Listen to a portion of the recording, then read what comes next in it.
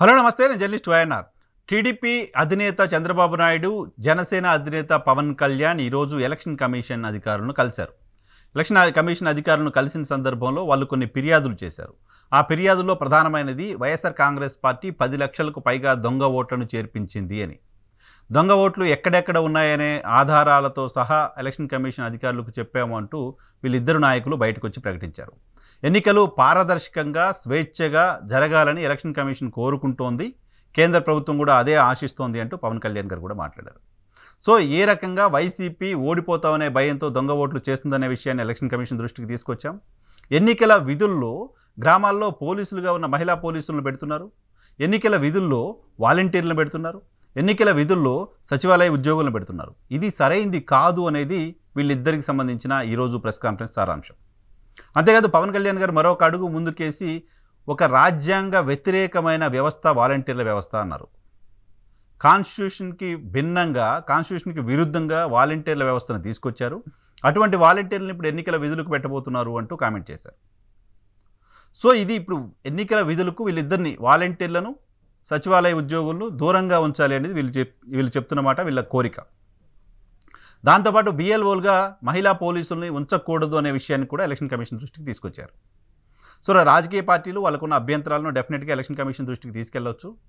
ఆ తీసుకెళ్లిన సందర్భంలో ఎలక్షన్ కమిషన్ దానికి సంబంధించి విచారణ చేసిన తర్వాత ఏం చేయాలో అది ఎలక్షన్ కమిషన్ చేస్తుంది.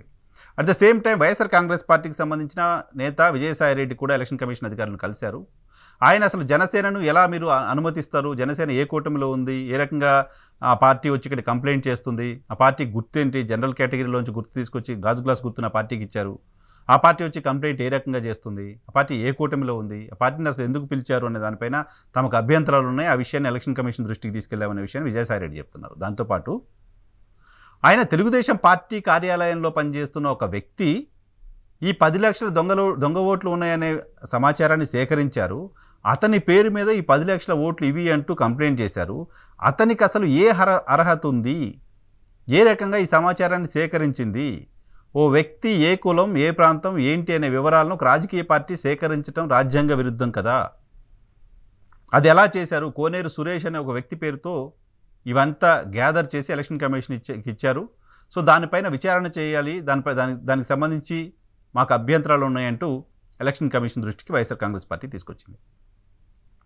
అయితే మొత్తం ఎపిసోడ్లో గమనించాల్సిన ఇష్యూ ఏంటంటే, సచివాలయ ఉద్యోగులను వెట్టి చాకిరీ చేయిస్తున్నారు పవన్ కళ్యాణ్ గారు కావచ్చు, చంద్రబాబు నాయుడు గారు కావచ్చు, కొద్ది రోజులుగా చేస్తున్న ఆరోపణ. వాలంటీర్లను వేరే పనులకు వాడుకుంటున్నారు వీళ్ళిద్దరూ చేస్తున్న ఆరోపణ. వాలంటీర్లు కూడా జగన్మోహన్ రెడ్డి సర్కారు పైన ఆగ్రహంగా ఉన్నారు. వాలంటీర్లు వీధుల్లోకి వచ్చి ఆందోళన చేస్తున్నారు. వాలంటీర్లు సమ్మె నోటీసులు ఇస్తున్నారు. అన్ని వర్గాలు జగన్మోహన్ రెడ్డి సర్కారు పైన ఆగ్రహంగా ఉన్నాయి. వాలంటీర్లు కూడా ఆగ్రహంగా ఉన్నారు అంటూ తెలుగుదేశం పార్టీ మీడియా రోజు కోడైకొస్తుంది. వైఎస్ జగన్మోహన్ రెడ్డి పాలన పైన ఆ స్థాయిలో ఆగ్రహంగా ఉన్న వాలంటీర్లు ఎన్నికల విధుల్లో ఉంటే అడ్వాంటేజ్ ఎవరికి? జగన్మోహన్ రెడ్డి సర్కారుకి వ్యతిరేకంగా ఆందోళన చేస్తున్న వాలంటీర్లు ఎన్నికల విధుల్లో ఉంటే నష్టం ఎవరికి? ఆబ్వియస్గా ఎవరికైనా అర్థమయ్యేది, వైఎస్ఆర్ కాంగ్రెస్ పార్టీకి నష్టం చేస్తారు కదా వాళ్ళని. కానీ తెలుగుదేశం పార్టీ వాళ్ళని విధులకు దూరంగా ఉంచండి అని అడగడం ఏంటి?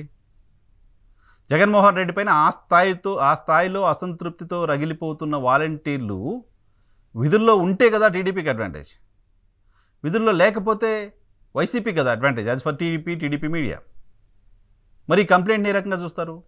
ఓ పక్క వాలంటీర్ల పైన ప్రేమ, వాలంటీర్లను ఉంచుతాం, వాలంటీర్లను కంటిన్యూ చేస్తామని చెప్తున్నారు. మరోపక్క వాలంటీర్లు రాజ్యాంగ వ్యతిరేకమైన శక్తులు, రాజ్యాంగానికి వ్యతిరేకంగా వాళ్ళు నియమించారని చెప్తున్నారు. మరోపక్క వాళ్ళని విధులకు దూరంగా ఉంచండి అని చెప్తున్నారు.